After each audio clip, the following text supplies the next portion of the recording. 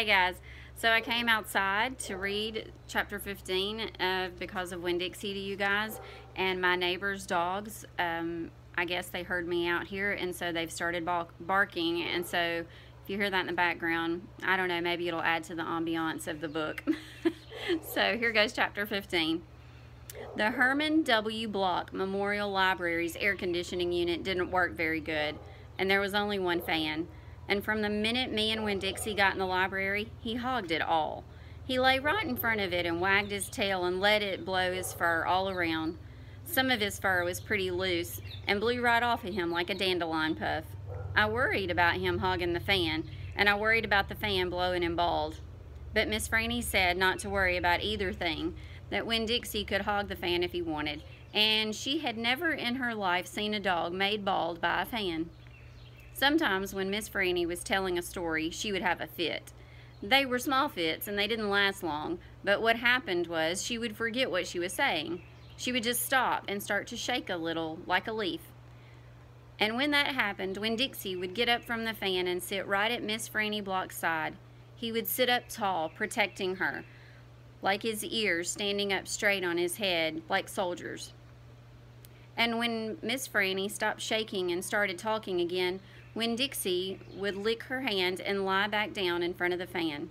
Whenever Miss Franny had one of her fits, it reminded me of Winn-Dixie in a thunderstorm. There were a lot of thunderstorms that summer, and I got real good at holding on to Winn-Dixie whenever they came.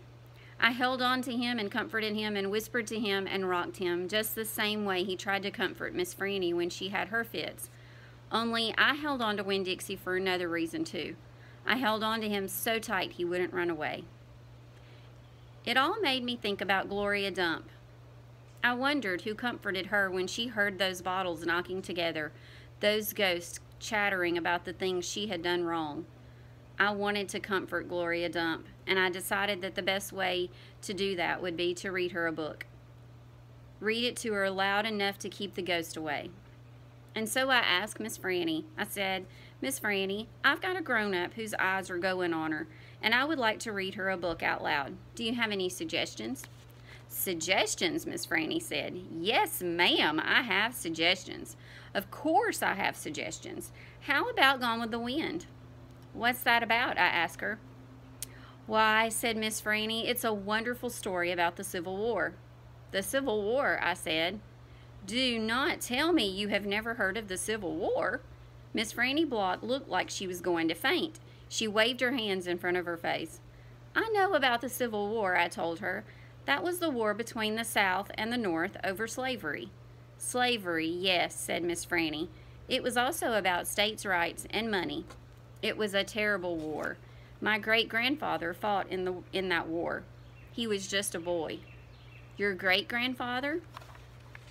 "Yes, ma'am. Litmus W. Block. Now there's a story."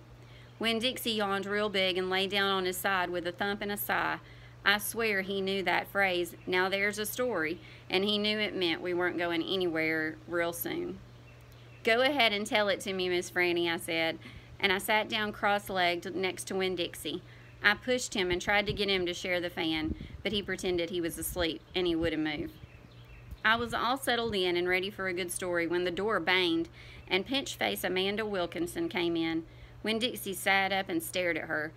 He tried out a smile on her, but she didn't smile back, and so he lay down again. "I'm ready for another book," Amanda said, slamming her book down on Miss Franny's desk. "Well," said Miss Franny, "maybe you wouldn't mind waiting. I'm telling India Opal a story about my great-grandfather. You are, of course, more than welcome to listen. It will be just 1 minute." Amanda sighed a real big dramatic sigh and stared past me. She pretended like she wasn't interested, but she was. I could tell. "Come sit over here," said Miss Franny. "I'll stand, thank you," said Amanda. "Suit yourself," Miss Franny shrugged. "Now where was I? Oh, yes, Litmus. Litmus W. Block.